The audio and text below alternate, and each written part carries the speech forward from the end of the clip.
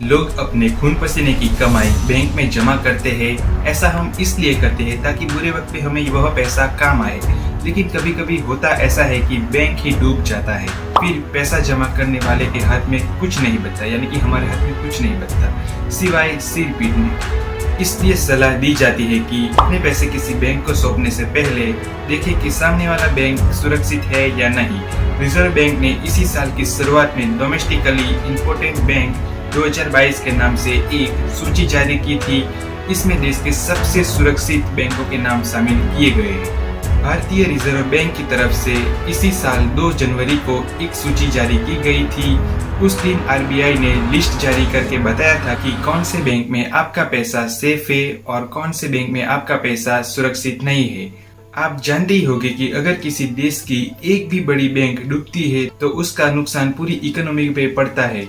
ग्राहकों को यानी बैंक के कस्टमर को भुगतना पड़ता है, वो तो अलग ही है। तो सेफ लिस्ट में कौन कौन से बैंक है उसे जानते हैं। भारतीय रिजर्व बैंक द्वारा जारी की गई सबसे सुरक्षित बैंकों की सूची में एक सरकारी और 2 प्राइवेट बैंक शामिल है।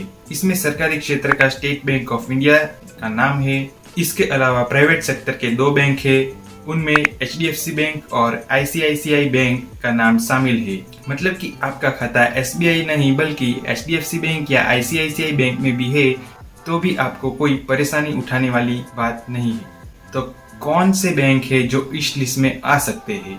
तो इस सूची में वही बैंक आते हैं जिसके पास सामान्य पूंजी संरक्षण बफर यानी कि यूजुअल कैपिटल कंजर्वेशन बफर के अलावा अतिरिक्त कॉमन इक्विटी टीयर 1 यानी कि additional common equity tier 1 CET1 बनाए रखने की आवश्यकता होती है।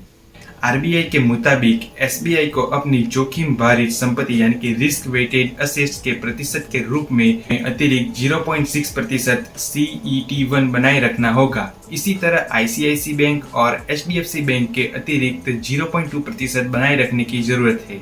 तो इन बैंकों पर रिजर्व बैंक की रहती है कड़ी नजर। रिजर्व बैंक की इस लिस्ट में जो बैंक आते हैं उन पर आरबीआई की कड़ी नजर रहती है। रिजर्व बैंक इन बैंकों के दैनिक कामकाज पर तो नजर रखता ही है, किसी बड़े लोन या बड़े अकाउंट पर भी कड़ी निगरानी रहती है। यही नहीं, यदि किसी बड़े प्रोजेक्ट पर बैंक लैंडिंग की बातचीत करती है तो उसका भी मूल्य किया जाता है। यह देखा जाता है कि इसका बैंक के पूरे कारोबार पर कोई नेगेटिव असर तो नहीं पड़ेगा। रिजर्व बैंक साल 2015 से ऐसे बैंकों की लिस्ट जारी करता आ रहा है। रिजर्व बैंक का मानना है कि ऐसे बैंक देश की अर्थव्यवस्था के लिए जरूरी है। आरबीआई की ओर से इन बैंकों को रेटिंग भी दी जाती है। इस रेटिंग के बाद ही इन जरूरी बैंकों की लिस्ट तैयार की जाती है।